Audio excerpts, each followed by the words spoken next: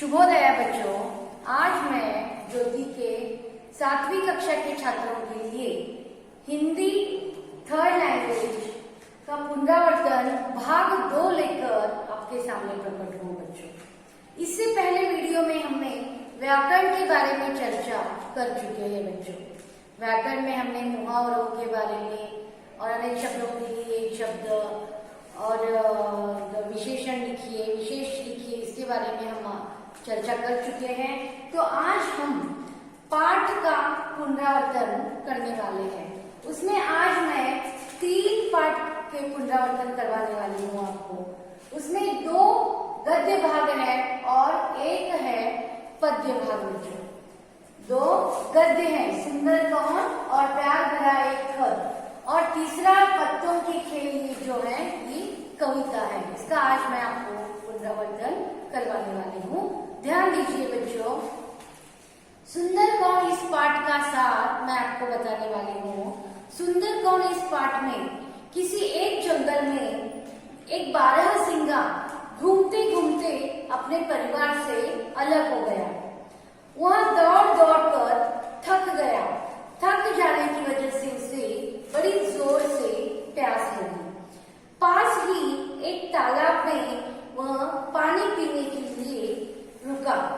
पानी साफ था। पानी में उसने अपनी परछाई देखी। पानी में जैसे ही पानी में उसने अपनी परछाई देखी तो उसकी नजर अपने सींगों पर पड़ी। बारहसिंगा अपने सींगों को देखकर खुश हुआ, पर जब उसने अपने पैरों की ओर देखा तो वह मन ही मन उदास हो गया, दुखी हो गया। टेढ़ी मेढ़ी दुबली पतली टांगें उसे जरा भी अच्छी नहीं दिखाई दे रही थी। वह सोचने लगा कि इन पैरों की वजह से, इन टांगों की वजह से मेरी सुंदरता में कमी आ रही है। फिर ऐसे ही कुछ दिन बीत गए। वही बारहसिंगा जंगल में ऊंची घास में कोमल तृण चुनकर खा रहा था। अचानक उसे कुछ जानवरों के इधर से उधर भागने की आवाज सुनाई दी। बारहसिंगा भी डर के मारे भागने लगा। जानवरों के पीछे एक शिकारी था। सब पशु अपनी जान बचाने के लिए, अपने प्राण बचाने के लिए तेजी से भाग रहे थे। अचानक बारहसिंगे के बड़े बड़े सींग घनी झाड़ियों में फंस गए। वहां रुक गया। शिकारी पास आ रहा था। बारहसिंगा डर गया, कहीं ये सींग ही उसकी मृत्यु के कारण न बन जाए। उसने सोचा, आज ये सुंदर सिंह मुझे मुसीबत में डाल देंगे। ये सुंदर सिंह, मेरे सुंदर सिंह जो है, आज मुझे मुसीबत में डाल देंगे। उसने जोर जोर से अपने पांव पटके। झाड़ी जड़ से उखड़ गई। उसके सींग छूट गए और वह दौड़ा। अब बारहसिंगा शिकारी की पहुंच से बिल्कुल दूर था। दूर जाकर वह रुक गया। उसने अपने पैरों को धन्यवाद दिया। तो बच्चों, इससे हमें यह सीख मिलती है, जो सबके लिए अच्छा हो और जो जरूरत के समय काम आए वही सुंदर होता है। सुंदर वही होता है जो मंगल होता है और जरूरत के समय हमारे काम आता है। समझे बच्चों? तो आज हम प्रश्नोत्तर के बारे में भी चर्चा करेंगे। मौखिक में पहला प्रश्न है, बारहसिंगा कहाँ रहता था? बारहसिंगा कहाँ रहता था? बारहसिंगा जंगल में रहता था।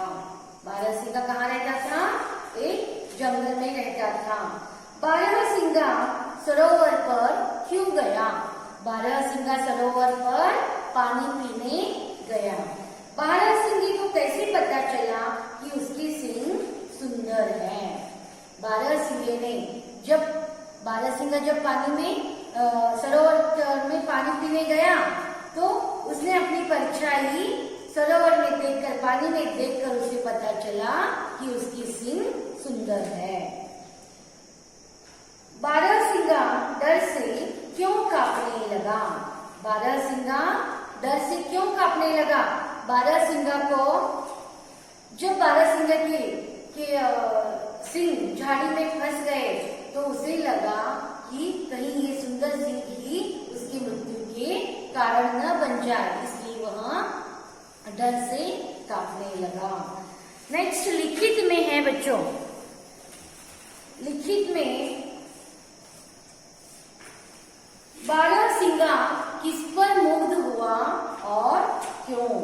बारहसिंगा अपने सींगों पर मुग्ध हुआ क्योंकि उसे पेड़ की डालों की तरह चारों तरफ फैले अपने सींग बहुत सुंदर लगे।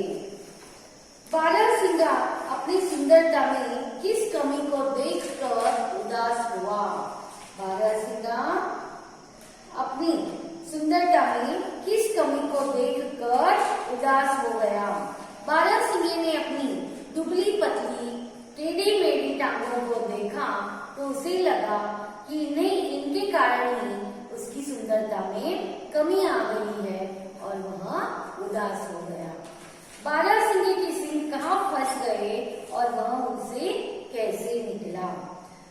बारहसिंगा के सिंह घने झाड़ियों में फंस गए। उन्हें छुड़ाने के लिए वह अपने पैर जमीन पर जोर जोर से पटकने लगा। पैर मजबूत थे, झाड़ी जड़ से उखड़ गई।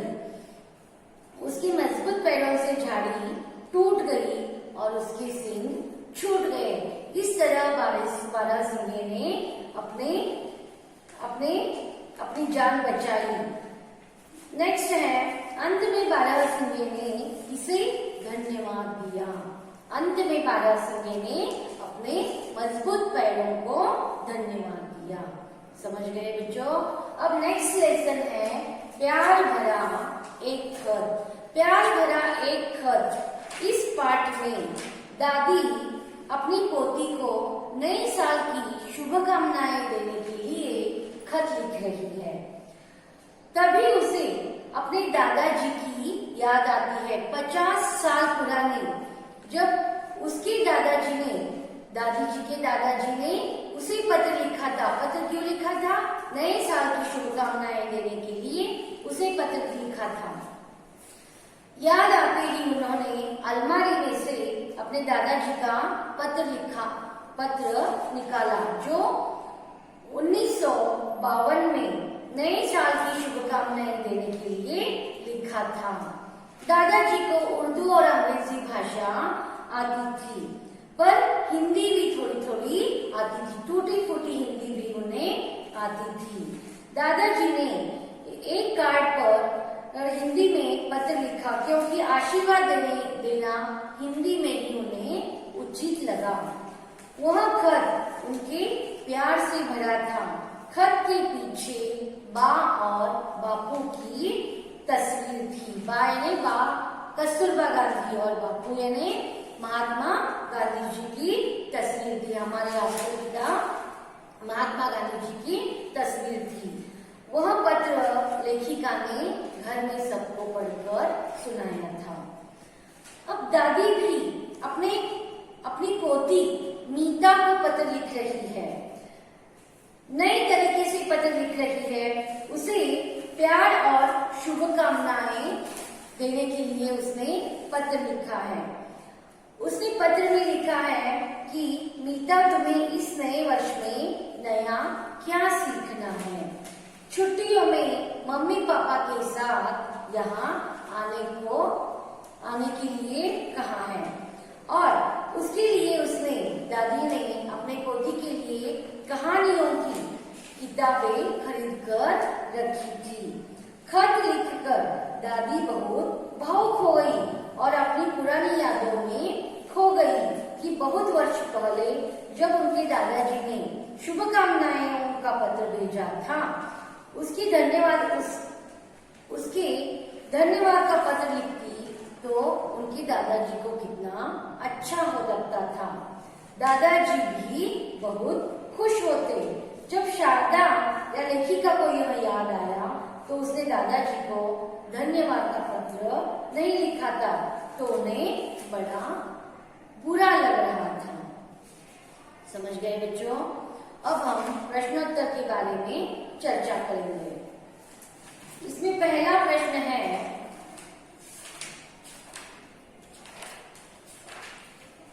लेखिका ने अपनी पोती को पत्र कब और क्यों लिखा?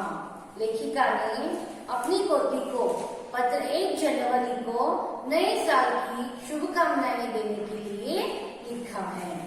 50 वर्ष पहले की यादें क्या थी?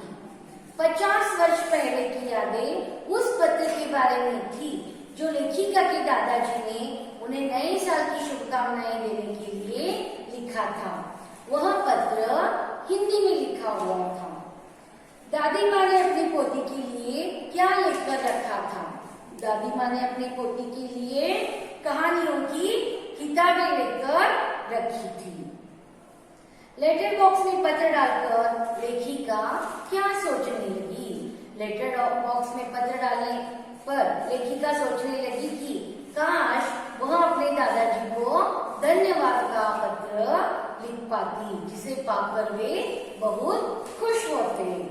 लिखित में पहला प्रश्न है, दादाजी ने पत्र कहां से और क्यों लिखा? दादाजी ने नई दिल्ली से नए साल की शुभकामनाएं देने के लिए पत्र लिखा था। दादाजी ने नई दिल्ली से नए साल की शुभकामनाएं देने के लिए पत्र लिखा था। दादाजी कौन कौन सी भाषाएं जानते थे? दादाजी उर्दू अंग्रेजी के सिवाय उन्हें टूटी फूटी हिंदी भी आती थी। खत के पीछे किसकी तस्वीर है? खत के पीछे बा और बापूजी की तस्वीर है। खत के पीछे कस्तूरबा और गांधी जी की तस्वीर है। तो समझ गए बच्चों?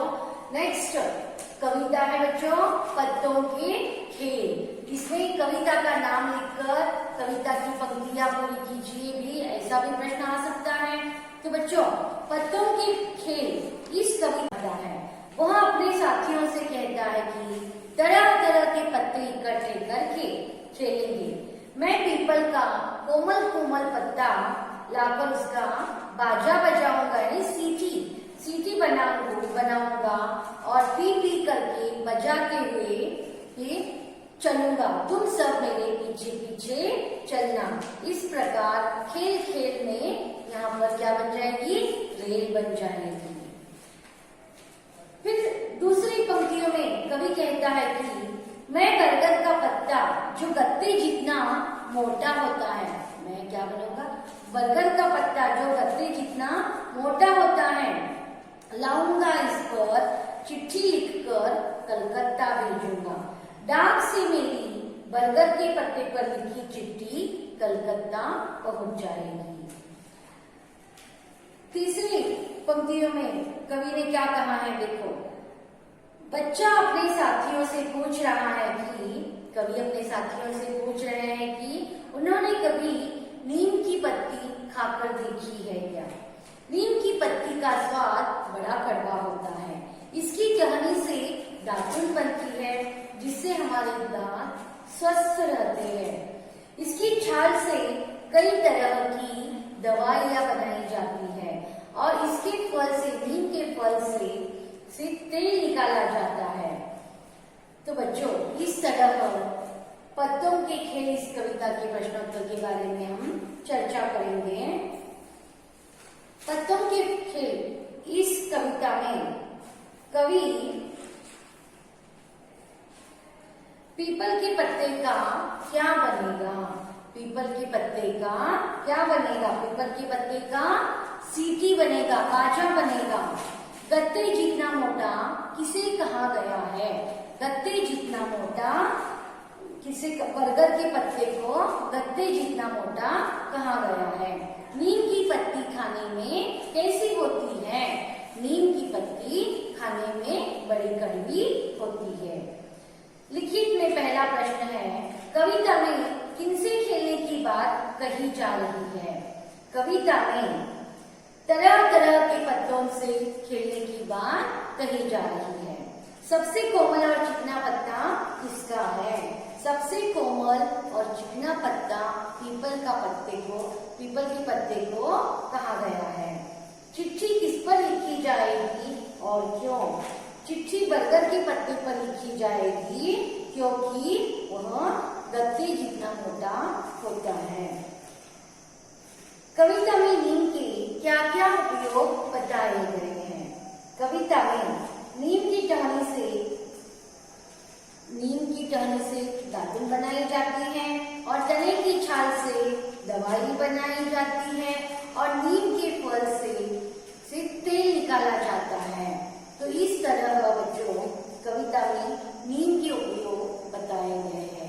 इसमें मैंने आपको एक वाक्य में प्रश्नोत्तर लिखिए और 2-3 वाक्य में प्रश्नोत्तर लिखिए, इसका अभ्यास मैंने आपको यहाँ पर कराया है। तो बच्चों आप भी घर में प्रश्न एक बार लिखकर उत्तर पढ़ते पढ़ते 3 बार आपके होमवर्क बुक में या आपके रफ नोटबुक में लिखिए। और नेक्स्ट है कविता की पंक्तियां पूरी कीजिए, कविता कंठस्थ कीजिए और बार बार लिखकर प्रैक्टिस कीजिए। बच्चों आशा करती हूँ आप सभी स्वस्थ हैं